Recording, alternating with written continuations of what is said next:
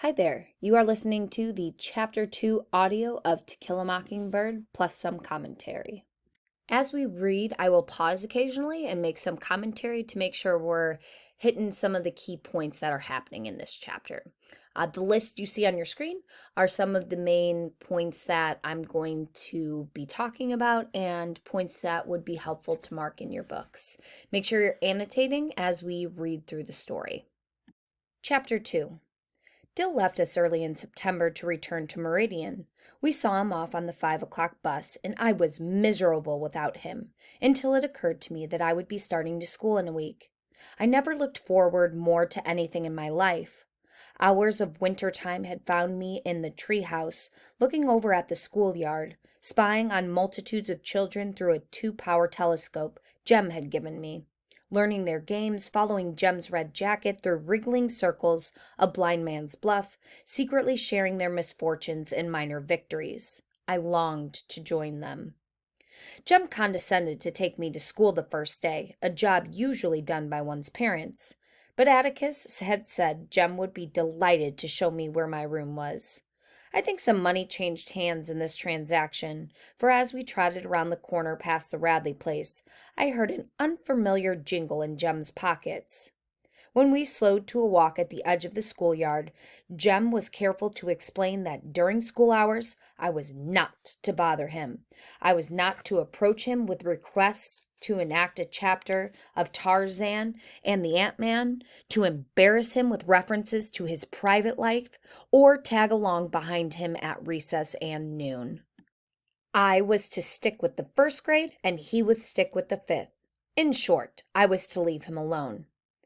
"You mean we can't play any more?" I asked. "We'll do like we always do at home," he said, "but you'll see, school's different." It certainly was. Before the first morning was over, Miss Caroline Fisher, our teacher, hauled me up to the front of the room and patted the palm of my hand with a ruler, then made me stand in the corner until noon. Miss Caroline was no more than 21. She had bright auburn hair, pink cheeks, and wore crimson fingernail polish. She also wore high-heeled pumps and a red and white striped dress.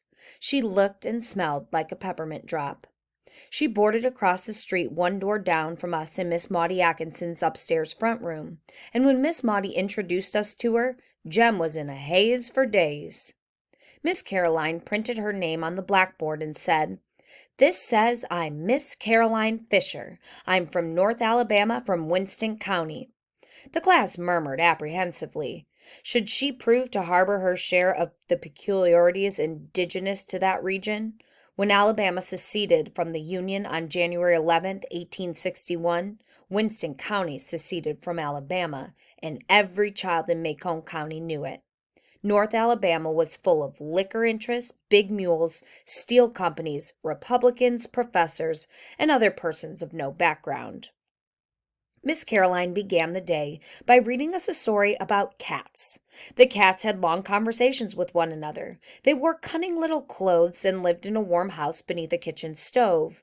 By the time Mrs. Cat called the drugstore for an order of chocolate malted mice, the class was wriggling like a bucket full of catawba worms. Miss Caroline seemed unaware that the ragged, denim-shirted, and flour-sack-skirted first grade, most of whom had chopped cotton and fed hogs from the time they were able to walk, were immune to imaginative literature. Miss Caroline came to the end of the story and said, "Oh my, wasn't that nice?" We're going to take a quick pause here to talk about Mrs. Caroline. So she's 21 years old. She's coming into Macomb County. She is a brand new teacher, it seems. She's dressed to the nines, so all dressed up, wearing high heels and red fingernail polish. And then we see her appearance and her demeanor contrasted with the appearance of the children in class. So a very telling line that would be good to mark in your books. It's on the bottom of page 18. is the one where it talks about how Miss Caroline is reading this story to the kids about a cat. And the kids are just wriggling all about. So they're squirming in their seats, they're not paying attention. And the final sentence on page 18 says, Miss Caroline seemed unaware that the ragged, denim-shirted, and flour-sack-skirted first grade, most of whom had chopped cotton and fed hogs from the time they were able to walk, were immune to imaginative literature. So Miss Caroline's all excited to teach the kids and have them read this story about cats. And the kids just aren't good at imagining things because they've pretty much had to grow up a lot earlier and they have to help the family on the farm, and they just don't have the type of imagination that maybe Miss Caroline grew up having. They don't have the luxury of that. We also see, just based on the way they're dressed, they come from a very different upbringing than Miss Caroline. As we continue to read, be on the lookout for how Miss Caroline and the students are not quite seeing eye to eye, and how their different life experiences are impacting how they interact with one another. Let's get back to reading on the top of page 19. Then she went to the blackboard and printed the alphabet in enormous square capitals, turned to the class and asked, "Does anybody know what these are?" Everybody did. Most of the first grade had failed it last year. I suppose she chose me because she knew my name. As I read the alphabet, a faint line appeared between her eyebrows, and after making me read most of my first reader and the stock market quotations from the Mobile Register aloud, she discovered that I was literate and looked at me with more than faint distaste. Miss Caroline told me to tell my father not to teach me any more. It would interfere with my reading. "Teach me?" I said in surprise. "He hasn't taught me anything, Miss Caroline. Atticus ain't got time to teach me anything," I added. When Miss Caroline smiled and shook her head, "Why, he's so tired at night he just sits in the living room and reads." "If he didn't teach you, who did?" Miss Caroline asked good-naturedly. "Somebody did. You weren't born reading the Mobile Register." "Jem says I was. He read in a book where I was a bullfinch instead of a finch. Jem says my name really is Jean Louise Bullfinch, that I got swapped when I was born, and I'm really a—" Miss Caroline apparently thought I was lying. "Let's not let our imaginations run away with us, dear," she said. "Now, you tell your father not to teach you any more. It's best to begin reading with a fresh mind. You tell him I'll take over from here and try to undo the damage." "Ma'am?" "Your father does not know how to teach. You can have a seat now." I mumbled that I was sorry and retired meditating upon my crime. I never deliberately learned to read, but somehow I had been wallowing illicitly in the daily papers. In the long hours of church, was it then that I learned? I could not remember not being able to read hymns. Now that I was compelled to think about it, reading was something that just came to me, as learning to fasten the seat of my union suit without looking around, or achieving 2 bows from a snarl of shoelaces. I could not remember when the lines above Atticus's moving fingers separated into words, but I had stared at them all the evenings in my memory, listening to the news of the day, bills to be enacted into laws, the diaries of Lorenzo Dow, anything Atticus happened to be reading when I crawled into his lap every night. Until I feared I would lose it, I never loved to read. One does not love breathing. I knew I had annoyed Miss Caroline, so I let well enough alone and stared out the window until recess, when Jem cut me from the covey of first graders in the schoolyard. He asked how I was getting along. I told him. "If I didn't have to stay, I'd leave. Jem, that damned lady said Atticus has been teaching me to read, and for him to stop it." "Don't worry, Scout," Jem confronted me. "Our teacher says Miss Caroline's introducing a new way of teaching. She learned about it in college. It'll be in all the grades soon. You don't have to learn much out of books that way. It's like if you want to learn about cows, you go milk one. See?" "Yeah, Jem, but I don't want to study cows. Sure you do. You have to know about cows. They're a big part of life in Macomb County." I contented myself with asking Jem if he'd lost his mind. I'm just trying to tell you the new way they're teaching the first grade, stubborn, is the Dewey Decimal System. Having never questioned Jem's pronouncements, I had no reason to begin now. The Dewey Decimal System consisted in part of Miss Caroline waving cards at us on which were printed the, cat, rat, man, and you. No comment seemed to be expected of us, and the class received these impressionistic revelations in silence. I was bored, so I began a letter to Dill.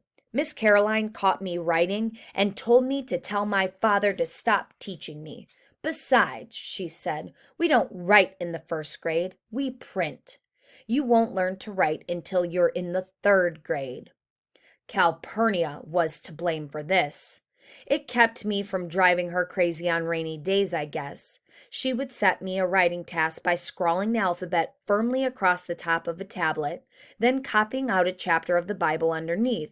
If I reproduced her penmanship satisfactorily, she rewarded me with an open-faced sandwich of bread and butter and sugar. In Calpurnia's teaching, there was no sentimentality. I seldom pleased her, and she seldom rewarded me. Everybody who goes home to lunch, hold up your hands, said Miss Caroline, breaking into my new grudge against Calpurnia.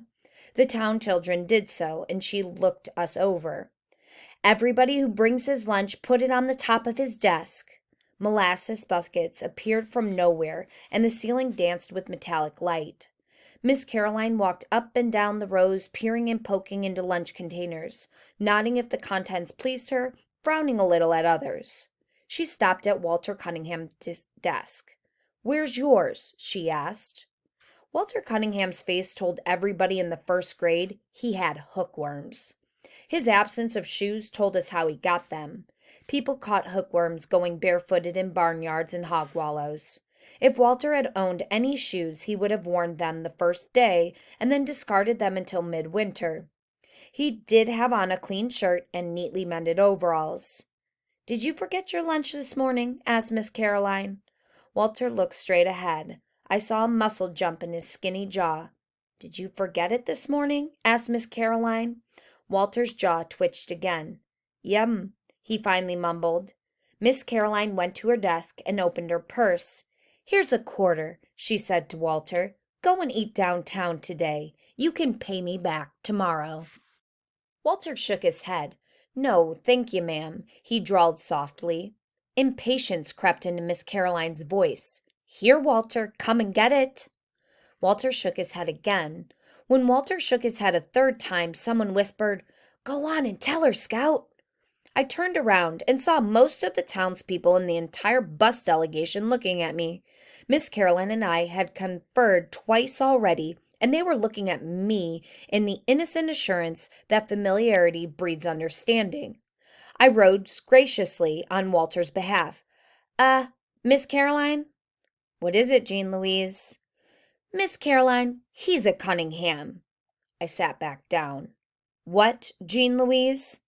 I thought I had made things sufficiently clear. It was clear enough to the rest of us. Walter Cunningham was sitting there lying his head off. He didn't forget his lunch. He didn't have any. He had none today, nor would he have any tomorrow or the next day. He had probably never seen 3 quarters together at the same time in his life. I tried again. "Walter's one of the Cunninghams, Miss Caroline." "I beg your pardon, Jean Louise." "That's okay, ma'am. You'll get to know the country folks after a while. The Cunninghams never took anything they can't pay back. No church baskets and no scrimp stamps. They never took anything off of anybody. They can get along on what they have. They don't have much, but they get along on it." My special knowledge of the Cunningham tribe, one branch that is, was gained from events of last winter. Walter's father was one of Atticus's clients. After a dreary conversation in our living room one night about his entailment, before Mr. Cunningham left, he said, "Mr. Finch, I don't know when I'll ever be able to pay you." "Let that be the least of your worries, Walter," Atticus said. When I asked Jem what an entailment was, and Jem described it as a condition of having your tail in a crack, I asked Atticus if Mr. Cunningham would ever pay us. "Not in money," Atticus said, "but before the year's out, I'll have been paid. You watch." We watched. One morning, Jem and I found a load of stove wood in the backyard. Later, a sack of hickory nuts appeared on the back steps. With Christmas came a crate of smilax and holly. That spring, when we found a croaker sack full of turnip greens, Atticus said Mr. Cunningham had more than paid him.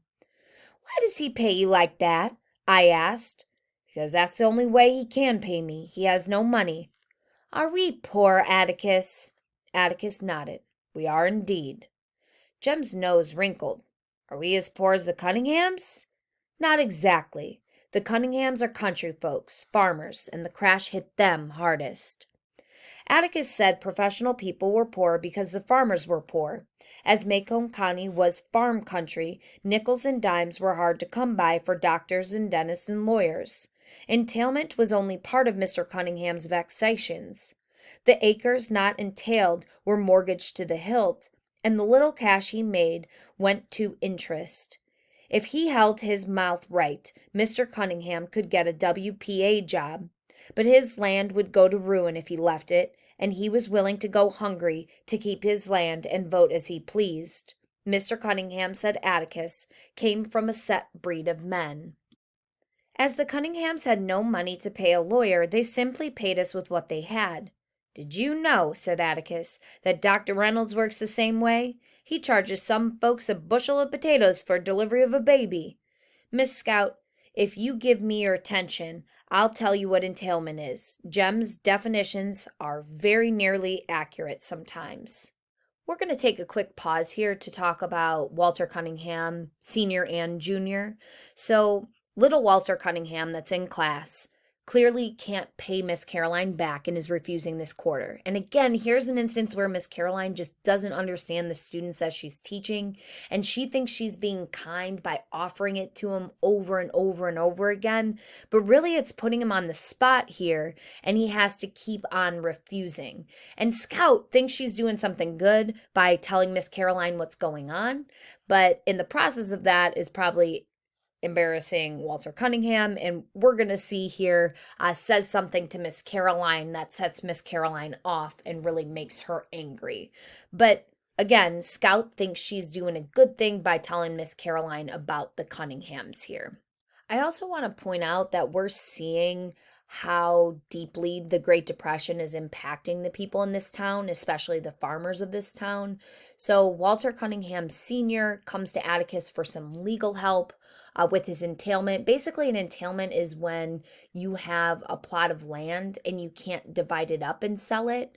And so Walter Cunningham wants to be able to vote as he pleases. And so if he were to sell off his entire piece of land, or if his land goes to waste, he won't be able to vote. So that's a concern for him. The Cunninghams also don't take any what they would call charity from anybody. So they don't take food from the churches that would collect donations. They don't use what would be similar to food stamps today. They just refuse any help or assistance because they want to get by on what they have. Now, Miss Caroline, in some ways, can't be blamed for how she's behaving here because she isn't from this area. She doesn't know these kids. She doesn't know the history behind the families like the kids in the class do because they've lived there the whole life.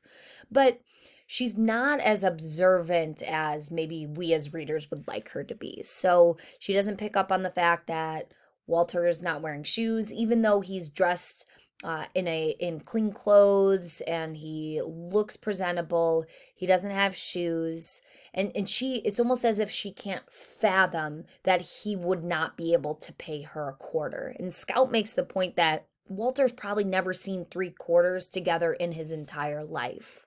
All right, let's go ahead and keep reading on the bottom of page 23. If I could have explained these things to Miss Caroline, I would have saved myself some inconvenience and Miss Caroline's subsequent mortification, but it was beyond my ability to explain things as well as Atticus, so I said, "You're shaming him, Miss Caroline. Walter hasn't got a quarter at home to bring you, and you can't use any stove wood." Miss Caroline stood stock still, then grabbed me by the collar and hauled me back to her desk. "Jean Louise, I've had about enough of you this morning," she said. "You're starting off on the wrong foot in every way, my dear. Hold out your hand." I thought she was going to spit on it, which was the only reason anybody in Maycomb held out his hand. It was a time-honored method of sealing oral contracts. Wondering what bargain we had made, I turned to the class for an answer, but the class looked back at me in puzzlement. Miss Caroline picked up a ruler, gave me a half a dozen quick little pats, then told me to stand in the corner. A storm of laughter broke loose when it finally occurred to the class that Miss Caroline had whipped me. When Miss Caroline threatened it with a similar fate, the first grade exploded again, becoming cold sober only when the shadow of Miss Blout fell over them. Miss Blout, a native Maycomian, as yet uninitiated in the mysteries of the decimal system, appeared at the door, hands on hips, and announced, "If I hear another sound from this room, I'll burn up everybody in it. Miss Caroline, the 6th grade cannot concentrate on the pyramids for all this racket." My sojourn in the corner was a short one, saved by the bell. Miss Caroline watched the class file out for lunch. As I was the last to leave, I saw her sink down into her chair and bury her head in her arms. Had her conduct been more friendly towards me, I would have felt sorry for her. She was a pretty little thing. All right, so we see that this chapter ends with Miss Caroline having a not so good first day of teaching. We also see that Scout gets punished, for sassing and talking back to the teacher and saying that the teacher shamed another student. And Miss Caroline decides to whip her in front of the class. You can't see that I'm using quotation marks there around the word whip because Scout puts her hand out thinking that they're going to do some sort of spit handshake. Miss Caroline takes out a ruler, taps her with it so lightly that Scout doesn't even realize she's being whipped. It takes a couple seconds. Then when the class realizes that this is supposedly Miss Caroline whipping her, they break out in laughter because they think it's hilarious. So this is actually meant to be a somewhat funny scene because Miss Caroline is trying to discipline Scout, but does it so in a way that she's clearly not hurting Scout in any way and not really disciplining her. And Scout is more so just confused at first, until obviously the class laughs at her and then she gets embarrassed. So to wrap things up for chapter 2, it seems that the purpose of this chapter is to convey the poverty within Maycomb, and we see that through Walter Cunningham and then Scout's discussion with Atticus. Lee also continues to show the town's intolerance and judgment towards outsiders. So in this case, it's Miss Caroline. In chapter 1, we saw how they treated the Radleys because they behaved differently. We also see how privilege is coming into play here. Both Scout's privilege, Atticus does say that they're poor as well, but clearly they're not as poor as the Cunninghams and the other farming families within this town. We also see that Miss Caroline seems more privileged than her students, and that impacts the way she interacts with them. And she has a really hard time connecting with them because of it. All right, so that's chapter 2. If you have any questions, make sure you're reaching out to your teacher.